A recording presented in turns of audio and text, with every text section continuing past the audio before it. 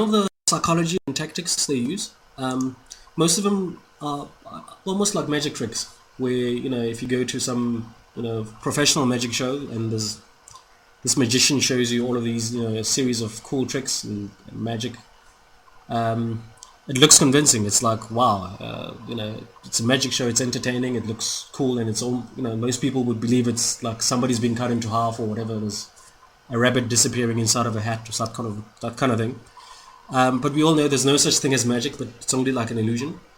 So it's the same kind of principle that I think they sort of, if as to how they get this whole sort of big lie and big scam, how they can actually get you to act and make you do stuff that if you were to think logically and say, no, I wouldn't have done something like that. There's most of it is psychology, and the first thing when it comes to role plays is that it's not going to be one person coming to you and saying a lot of just negative stuff inside of your head. Instead, it's going to be always more than one voice. And also, it's an impression that it's people that are next door or people that are actually out in the street. We all know, we know that it's voice to skull. They might be at a distance. They're actually projecting voices into your head. But it's all part of the illusion. It's all part of making you believe that it's neighbors or it's people in the street, or it's these voices are coming off buildings, or it might be a car, it might be a bell. Also, these role plays, it's typically it's not ever one gender. It's usually like male and female. That doesn't mean that the people that are saying these things are doesn't it's not what they seem to be. It could be a male just projecting a female voice, and depending, this would differ from a person to a person. They don't just attack you and say you're ugly or you're gonna die, or they don't just say negative stuff directly. So they mix it up a bit. They mix and match. Sometimes they talk about amongst themselves and they make up little skits, just like you would if you happen to hear through the walls of a neighbor's house. It appears to be like a kind of natural conversation going on. Sort of the magic behind this sort of first psychological trick is it's just to make you feel like you're overpowered. And it also gives the illusion that you're listening to key information. If you happen to be eavesdropping on a neighbor or colleagues that are gossiping about you, it's almost like, wow, it must be true what they're saying. That's why they're keeping that information away from me.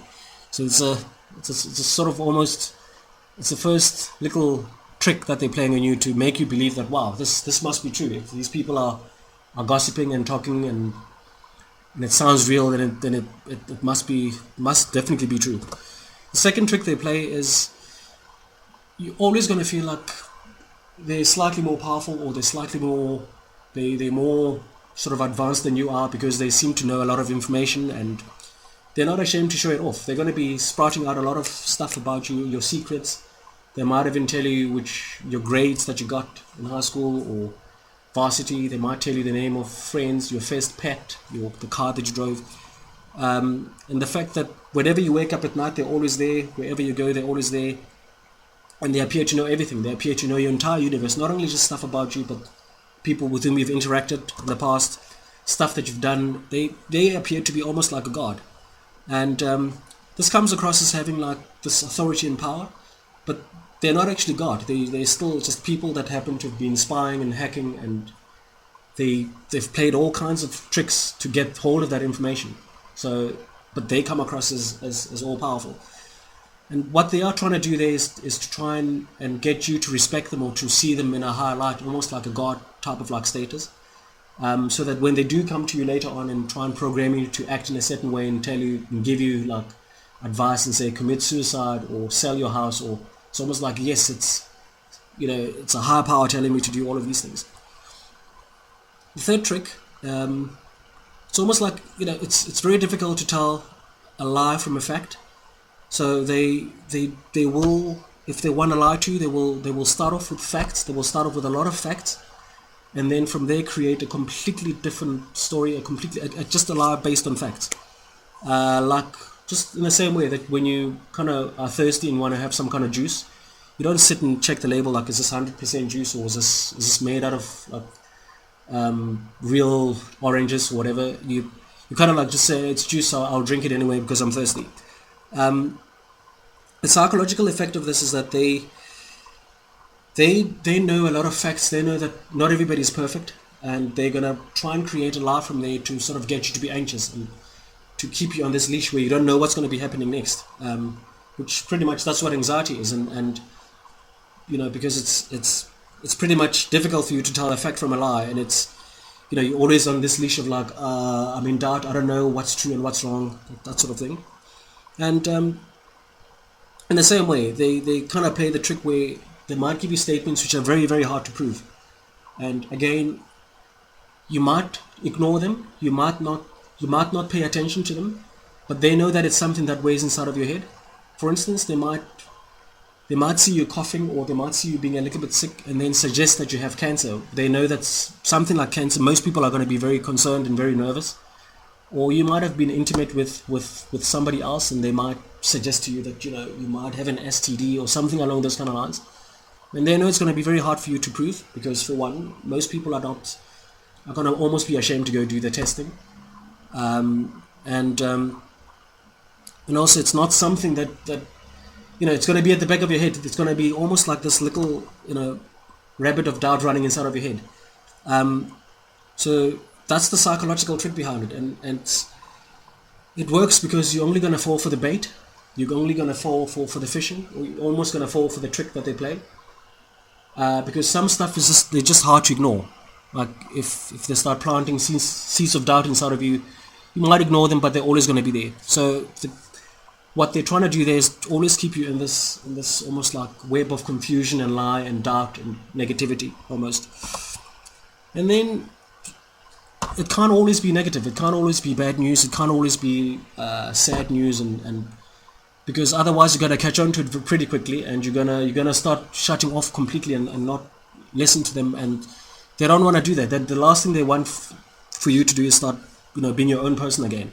So every now and then they're gonna tell you stuff that you want to hear, and mostly because there's so much chaos happening in your life, you're gonna just be so longing and so wanting to hear something, at least one thing positive.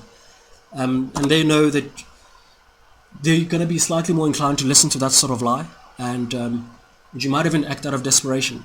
So this might be something like they might lie to you and say, look, there's a job offer coming up, or some of your friends now want to see you, that kind of thing, where they know that you kind of are desperate because you might have been isolated, things might not be going well at work, and this is only to give you false hope. It's false hope, and looking stupid is still part of emotional abuse. It's still part of emotionally breaking you down. And similar to that, sometimes they just go in the opposite direction. Instead of planting bad seeds or making you look stupid or making you feel bad, they start passing you compliments. They tell you how good you are, how much of a great person you are, how you don't deserve to be going through this kind of a harassment. They deliberately give you a feel good, put you in a bit of a feel good state. And they know that you're not, obviously they know things are always going to be bad. They know that they have you on a leash. They know that you're pretty much powerless. They just sit back and laugh at you as you believe their lie, and it's part of their little schemes just messing around with your head, basically. So pretty much it's all a lot of lies.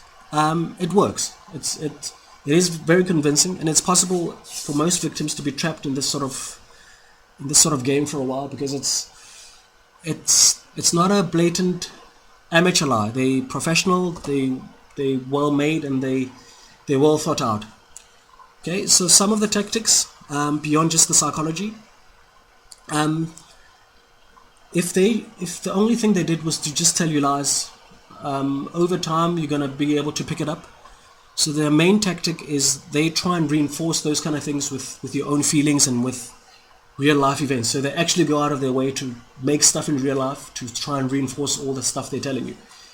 And this is going to be hard to believe, but as they're playing out these scripts, as they're playing out the role plays, they actually inject impulses. They actually inject feelings, real life feelings, because they've got the technology to do that sort of thing. So the first thing about the role plays is that it's always conveniently timed. They get you at a point where you're always going to be listening to them, such as just before you go to bed, or when you're taking a shower, or when you're relaxing in front of the TV. You know that there's nothing distracting you. You're you're more receptive and you're kind of more inclined to listen.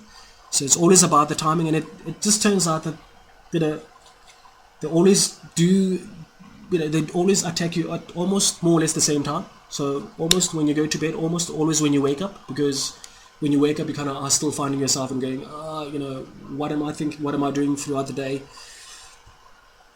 And also when you're doing critical activities or tasks, like when you're working or you're trying to get something done, that's when they're gonna the goal there is to interrupt you and get you to not do any work. The other thing about the voice impressions is that they might get a voice of somebody else who sounds like a friend or sounds like a family member or sounds like a boss or sounds like a colleague, but it's actually not them speaking. Thanks again to this advanced voice-to-scale technology that they have, they play out voice impressions that are usually they're convincing, they're perfect. It's not only just the voice projections, but they also do a character impersonation almost in a way. And the fact that you can't see the person, the fact that it's all in your head and you kind of link that voice to the person who's speaking, so it kind of all is part of the misleading part. Unfortunately, in some cases, they might even try to play this voice impression type of game via phone calls. So you get a phone call from somebody who sounds like a friend, but it's actually not your friend. And then they keep on going. Another tactic is that they keep on dropping a lot of facts. They keep on dropping a whole lot of names of different people from different parts of your life, names from even people that you went with to preschool with, favorite movies, favorite movie lines. They drop that in, and then sometimes they just keep on going. It's just random chatter. They just chat, and you ask yourself, it's like, okay, why am I listening to this sort of thing? It's just wanting to get a reaction out of you and wanting to get you agitated and pretty much just waste your time. Another massive big tactic that works, that sort of works all the time. I don't think there's nobody who wants to be critiqued. There's nobody who loves to be criticized. There's nobody who wants to be put down. So they use that sort of tactic. It's a subtle personal attack. They see everything that you're doing. They all the time. They kind of, if you have invaded your privacy, if you're in the bathroom, for instance, or maybe in taking the loo, they see that you're in the loo, and if you haven't washed your hand or you've washed your hand, they're going to be trying to get you under your skin and go, but you didn't use soap or you didn't wash your hands enough. If you're watching a movie and you happen to think a sexual fantasy about somebody on the screen, they're going to try and play that and say, but this is dirty, this is wrong, you shouldn't be doing this sort of thing. And it's always an attack. It's always like a personal attack. It's always like, over time, you're always getting worn down by always being put down, by always being attacked. Everything is being twisted into a negative. Anything as small as maybe even eating food, they're going to probably go like, there's so much fat in this food. It's almost like that little devil voice playing along all the time. They also seem to attack your personal values. Again, it comes down to nobody wants to be put down, nobody wants to be criticized, especially when it comes to work or anything to do with career. Most people are actually proud of their work, even if it's bad. So they're going to critique and constantly, when you're trying to work, constantly tell you how nonsense you are, how rubbish you are, how useless you are. Around religion as well, they're going to try and discourage you from going to church or trying to discourage you from praying. The trick here is to try and get you to be defensive and trying to get you to doubt yourself, try and weigh you down and trying to get you to lose a sense of identity almost in a way. So when it comes to role plays, they're following some kind of formula. The formula basically is just to weigh you down, to waste your time, to distract you, to get you to doubt yourself, to get you to be paranoid, to get you to be anxious. And they're executing this pretty well. It's very sleek. It does work. For most of the time, it does actually work. It works, I think. Part of the reason why it works is it's because they can force you to listen. They can force you to try and listen to everything that they're saying. They can manipulate your sleep. So you would find yourself not able to sleep, whereas before, maybe let's say you were sleeping 6 hours a day, from 12 o'clock or let's say 11 o'clock at night up until 5. All of a sudden you can't fall asleep. Instead, you're listening to all these voices that are playing around in your head, hogging your attention. And also the fact that they see how you're responding to everything, all the lies they're telling you, real time. It's almost like having a lie detector, and if you try and play the reverse game with them in your head, it's not worth it, because they can see that you're playing with them. They can see that you're trying to be clever. They can see that they've almost got like a lie detector. They've got all kinds of readings or impulses as they saying all these kind of things to you now. And that helps them to steer the role players accordingly, and they change the script accordingly to tell you the most effective lie that's going to work. And the biggest thing here is that what most victims don't realize is that they actually inject feelings. They can actually inject fear, anxiety, and depression. So when they tell you that you're going to lose your job, they actually do put that sort of fear and that kind of real feeling that you're going to be losing your job. And then it reinforces your mental programming that, wow, actually it's going to happen. So it's all a lie, but it's more than a lie. It's actually like it's actually almost like an enforced lie, and actually like mental programming in a way. Okay. Besides this feeling, they can inject thoughts. So you might find yourself thinking, in a certain way, and then, for instance, they run ahead of you. They try and inject their own thoughts and echo it out to you, and they make it sound like, they're pretty much just playing with your mind in all kinds of different ways. They inject your thought inside of your head. They might get you to think of a parent in a very sexual way, or in a very dirty way, that kind of thing. All of this works again because you don't have any kind of privacy. It's important. I think most victims struggle, and they kind of have these suspicions as months and months go by, and some victims it takes them years, but up until the point where you realize that actually you don't have any kind of privacy. They can, all your phone calls, they're actually listening on them. They've got the phone numbers of people that you've been calling, all the emails. They pretty much going to hack into your email, and all your conversations that you're having with family members, they're eavesdropping, they're listening by, and then they're going to use that in terms of their next role play, and trying to twist the conversation that you had and twist it in a different way. You might be going and having a conversation with a bank manager. They're going to try and manipulate that in somehow. And if you're planning something in the future, they can also plan ahead. If you're planning to take a trip, for instance, they're going to plan ahead and have and send a couple of guys there by whatever your destination, so that they can just cause chaos. And also they do use real life to stay current. But it's always that everything is being twisted into a negative. Everything is always being twisted into, it never works out for you. It's never constructive. It's never positive. It's always like a negative. The other tactic, probably said this a couple of times by now, but it's the name for it is street theater, where they use real people or impersonated voices. So they've got a whole lot of these skits just to throw you out, throw you out of your comfort zone. There could be, okay. And then the other tactic is that they keep on repeating the same catchphrase or the same theme all the time. Maybe they might spend a week running with a theme of you being, maybe, let's say, maybe gay, or if you're not gay, maybe the theme of you being straight. So for some reason you just happen, everybody, your friends or everybody in the neighborhood as well, sort of seems to be echoing out the same theme. Just to get your mind worked up and to create part of the illusion that it seems like the whole world is almost against you. So the psychology and the tactics are mostly just to get you to self-destruct. It becomes very, very difficult for anybody to handle constant stress, constant drama. It begins to destroy all parts of your life. Your relationships are going to be destroyed, and you're simply not going to be able to function as a person. You're going to start sinking into a deeper hole, which is exactly what they want you to do now. So they're steering you into like a self-destructive hole where you might end up taking prescription medications. Unfortunately, that's not even going to work, but that's exactly what they want. You might end up finding yourself consuming alcohol, or losing a lot of money trying to get help. That's because dying is the ultimate goal. You sort of dying and going away, it's part of typically what is called gang stalking or electronic harassment.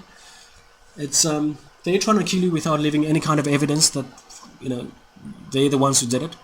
So it's best if you were to kill yourself. In that way all the evidence is hidden. And some of the sort of advanced tactics, it's, almost all of us, when we're sleeping, we're not aware of what's happening until we wake up. We always just wake up in a bad mood, or you wake up and you suddenly, you have this craving, or you want to take a certain type of action. That's because they've been, playing some kind of hypnosis while you were sleeping, and typically they're programming you for the day. They getting you to try to condition you to act in a certain way during the day. So you wake up in a foul mood, or you wake up and you go, oh, you know what, I wanna go to the bank, I wanna take out a loan, or I wanna do something which is pretty much not gonna be in your favor. So they use dreams. They might try to use dreams to sort of get you in a really, really bad state. For instance, most of us are normal people, are good people, and they might use a dream where suddenly you're a pedophile and you're raping a kid. I mean, that's extreme. That's cruel. That's wrong, and those are the kind of dreams that they play out. Or you kind of in a dream you're killing your family, or you're doing all these ugly, all these almost insane or extreme actions. They might try to play that out in your dream, knowing that it's, when you wake up, you're gonna go, no, why would I even dream like that? The worst thing is that they actually force you. They actually make it a point for you to remember those dreams. They're so vivid. That's only because they conditioning or steering your mind to be able to remember those kind of dreams. The other terrible tactic they play is, most people notice that they can't. They seem to not be able to get out of a negative pattern of thinking. So you would be thinking like a little. Let's say you had a fight with somebody, and that fight that wasn't a good fight, or it wasn't, or maybe you might have gone through something that's terrible, emotionally draining. They're going to use that negative thing and almost like an MP3 file, MP3 song that they play on repeat, and you find yourself the entire day just thinking the same thought that's negative. And it seems like no matter what you do to try and think or change that thought, or think something slightly more positive, you can't.